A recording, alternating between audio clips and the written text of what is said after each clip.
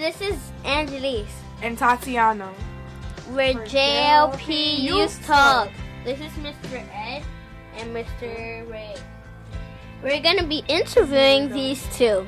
So, let's begin with Mr. Ed. Hi. Hello. Have any questions you want to ask me? Yes. What is this comic book you're holding in your hand? Well, this book is Bronx Heroes. And the sign says... It says, will not yield to evil. And that's the sign, that's the Bronx motto, and it's also the New York State motto. And it came with Jonas Bronx on his boat when he came to New York. So what does that really mean, to not yield to evil? Well, just like it says, you don't want... We have heroes that are fighting all the evils of the Bronx, because everybody thinks Bronx is a bad place to be. So all these heroes, the first settler that came here had to go through many trials and things, and he was a hero. They named the Bronx after him. So that's the motto that we put with all the people that are in the book. So now we're going to Tatiana and Mr. Ray. Hi. What would you like to ask? I see you holding two comic books in your hand. He's holding two separate comic books. I'm holding the same issue of Bronx Heroes that Ed has. I'm opening up to the Runaway Slave section, which is my character. And I'm also holding A World Without Superheroes, which is almost like the anti-Bronx hero. So it's two different worlds, but two books that we've written. Any questions? When do you what inspired you to do art? To start doing art? What inspired you? What inspired me to do art? When I was a kid, my brother used to always draw and get a lot of attention, and I was like, I want some of that. So I started drawing in computer. And did you did you win the competition? Well, he doesn't draw anymore, so I guess so. So now back to Mr. Ed.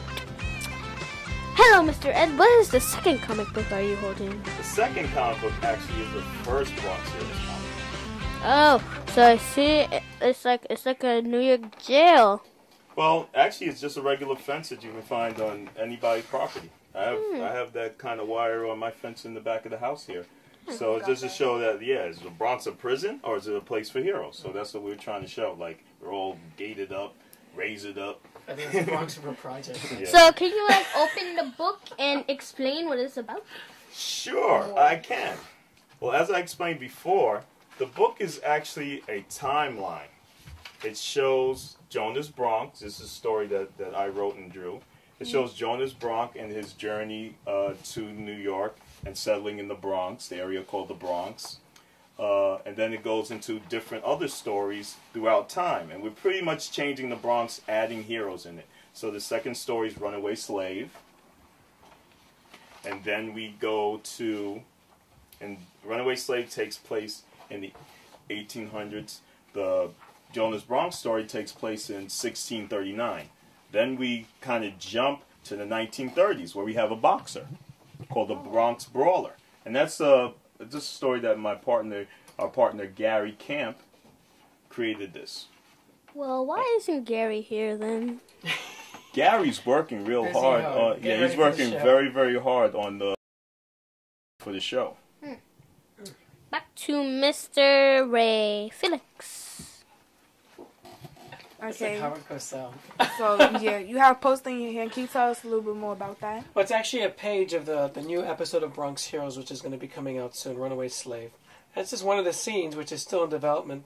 Well, Runaway Slave, this is one of the ships that they attack and free slaves, because they don't teach you in history that slaves actually broke free and actually took control of ships and became pirates and actually liberated other slaves.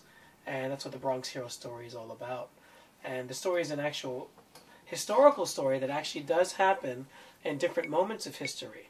And the Runaway Slave was owned by Livingston. And Livingston is my grandfather's ancestor. And Josephine Beekman was his slave wife, who basically ended up marrying Philip Livingston years later and had slave children with Livingston. Oh, so you got your ideas from like the history? In my family's history. Oh. Yeah, so it's the history of slavery in New York, and it's also a story of slavery in my family. And you combine them together. Combine them together because Amana, the runaway slave, was actually owned by Livingston also, but in New York.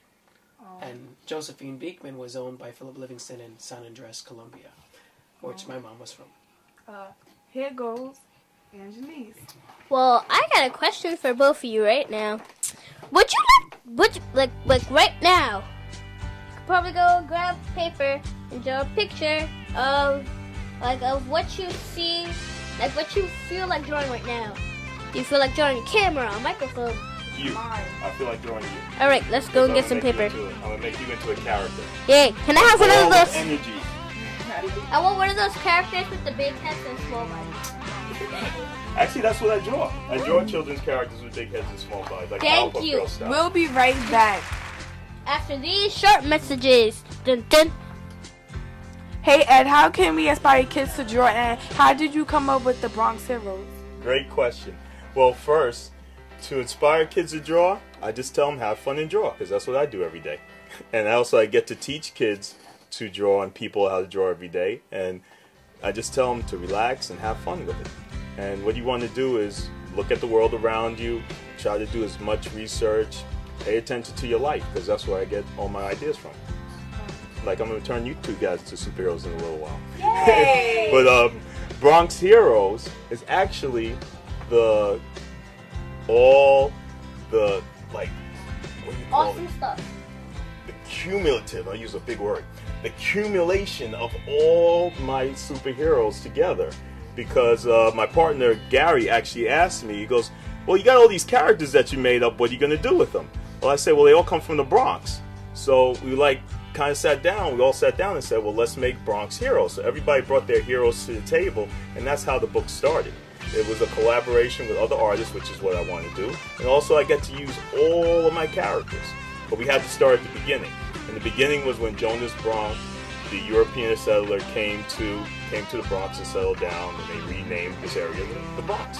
So the ideas basically come from like what you see, or you just think of it like randomly. It's what I see, it's what I hear, it's what I experience, it's what I know, what I see on TV, what I read. It comes from every single thing. Well, I have 9,000 plus characters.